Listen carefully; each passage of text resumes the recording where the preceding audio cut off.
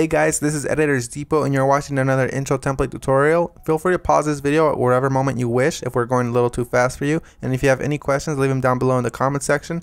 We always reply to every single comment, and if we're away for a minute, just go ahead and comment down below and there's very friendly people that will help you, guaranteed.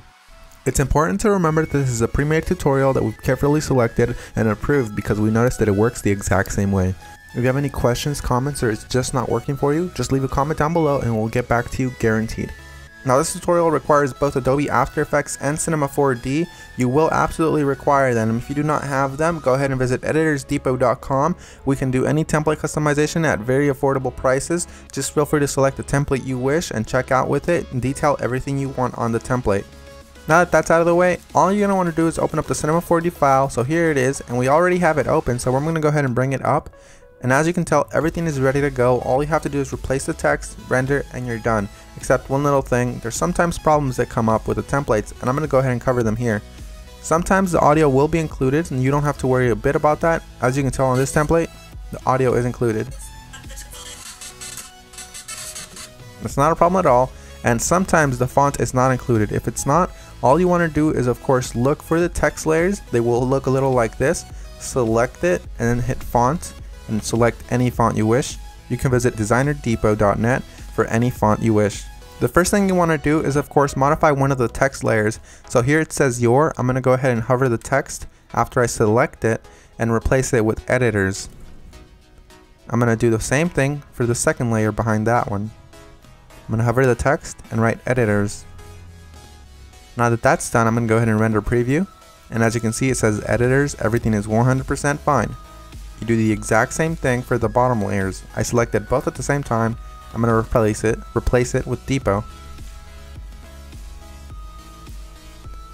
Once I go ahead and render preview, it looks amazing and I'm happy with it.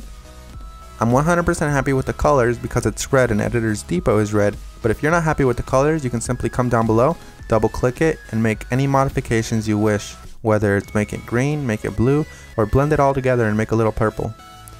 I'm going to go ahead and keep it this way, and I'm going to go ahead and go to my render settings now. Once you're in the render settings, you're going to want to make sure that your width and height is set to 1920 x 1080 if you have a very good computer or decent computer and you have time. If you have a slow computer and you probably don't have that much time, you make sure you set it 1280 by 720. You want to make sure you tick all frames, and then you go to save. You make sure it has a PNG sequence for a faster render that does not reduce quality at all. And you want to make sure you select file here. Make sure you make a folder for this one render sequence that's alone and empty.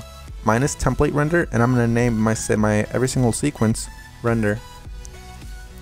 You close that and you begin the render. While it finishes rendering, I'm going to go ahead and open up my Adobe After Effects file and go ahead and get started with that for you guys.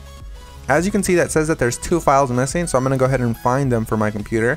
So I'm going to wait for it to load, and as you can see, it says here that the audio is missing. I'm going to go ahead and double click the file, and I'm going to find it for the computer. It should be included in the template, and if it's not included, we're sorry and we're going to do our best to try to help you, but if it's not, you can go ahead and include any audio you want. As you can see here, it's not included, so I'm going to go ahead and just drag in one of my copyright-free files that I have in my library. You can use the one that we're using for this tutorial. Another really quick tip you can actually follow is just close this, right click the file, and go to rename. You can actually copy the entire name if it still has the original name of the song. Then you go back to YouTube, you paste that there, and you download the file from there. You want to make sure it's copyright free and you're not breaking any laws though. Once you've gone ahead and replaced your song, you're going to want to go ahead and replace the other thing that was missing, which is of course the PNG sequence. It might be a PNG file, .png, or it might be an MP4 file, or anything within those regards, like QuickTime for example. You're going to go ahead and double click it and replace it with your render sequence. I'm going to select the first frame, scroll all the way down just to be safe, and select the last frame. You want to make sure you do the same thing, all while holding shift, so it selects every single one.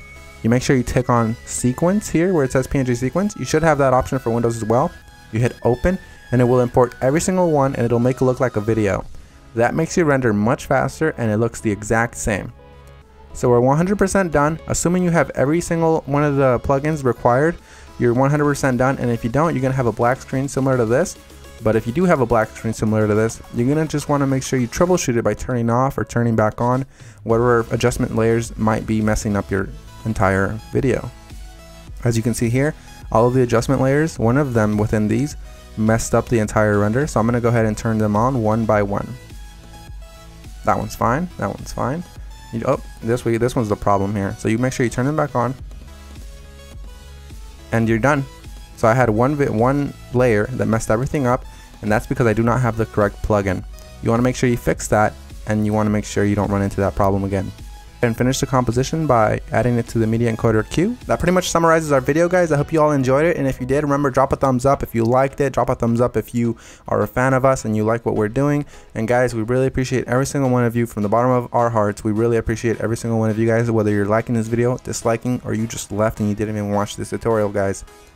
Hope you all have an amazing day, and as always, this is Maurice. Visit EditorsDepot.com for any customization of templates, and have an amazing day. Take care, guys.